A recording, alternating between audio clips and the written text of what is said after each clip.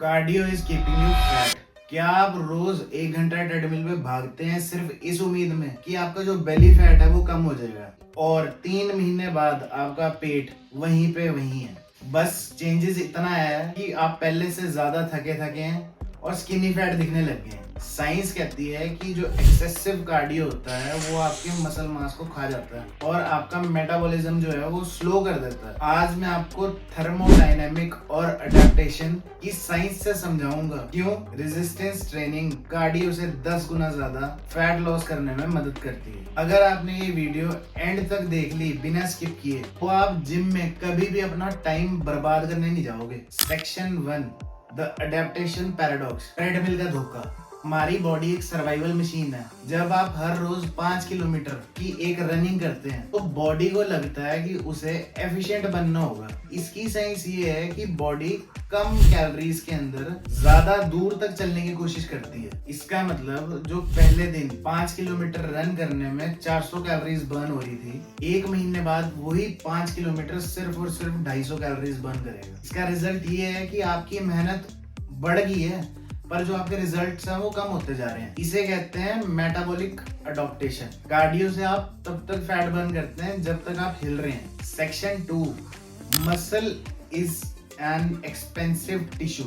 अब बात करते हैं BMR की, बेस मेटाबॉलिक रेट की। मसल बनाने को बॉडी को बहुत एनर्जी चाहिए होती है। मसल एक जो है वो बहुत ही एक्सपेंसिव टिश्यू है। 1 kg मसल बनाने के लिए बॉडी को रेस्टिंग स्टेट में ज्यादा कैलोरीज चाहिए होती हैं कंपेयर टू 1 kg फैट।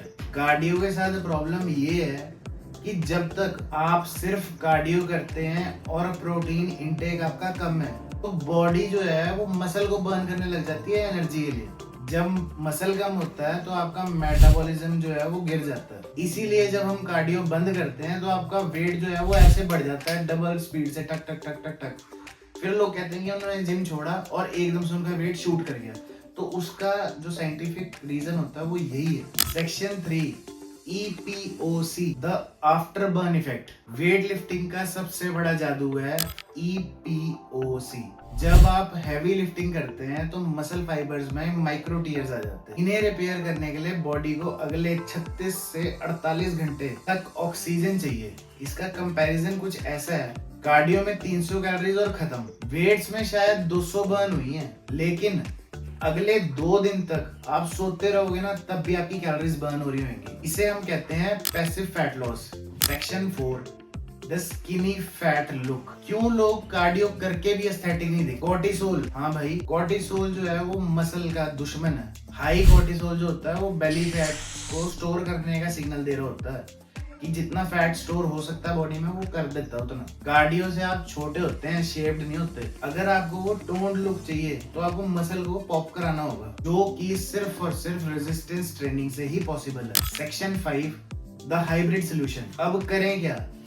तो क्या कार्डियो बिल्कुल बेकार चीज है? साइंस के हिसाब से कॉन्करेंट ट्रेनिंग बेस्ट है। प्रायोरिटी पहले 40 से 45 मिनट तक हैवी वर्कआउट करें जब एनर्जी हाई हो। लास्ट में 10 से 15 मिनट का हिट ट्रेनिंग करें जो कि होता है हाई इंटेंसिटी इंटरवल ट्रेनिंग, या फिर 20 मिनट की ब्रिस्क वॉक करें। जिम के बाहर ज्यादा चलें, अपने स्टेप्स को काउंट करो। ये कार्डियो से बेहतर है आपके फैट लॉस के लिए। तो इसका कंक्लूजन सिंपल है, मसल बिल्ड करो, फैट अपने आप खत्म हो जाएगा।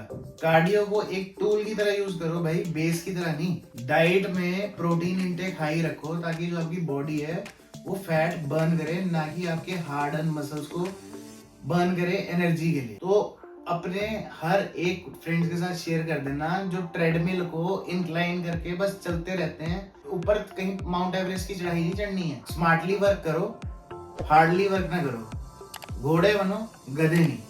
तो वीडियो अच्छी लगी हो तो वीडियो को लाइक कर देना और चैनल को कर देना सब्सक्राइब।